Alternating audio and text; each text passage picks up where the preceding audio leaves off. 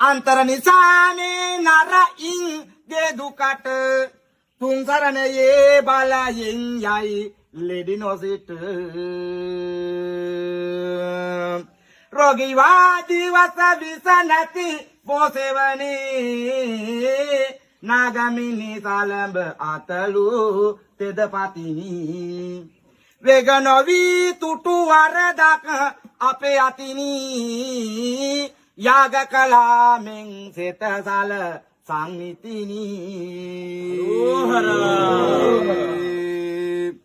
සාරසං කය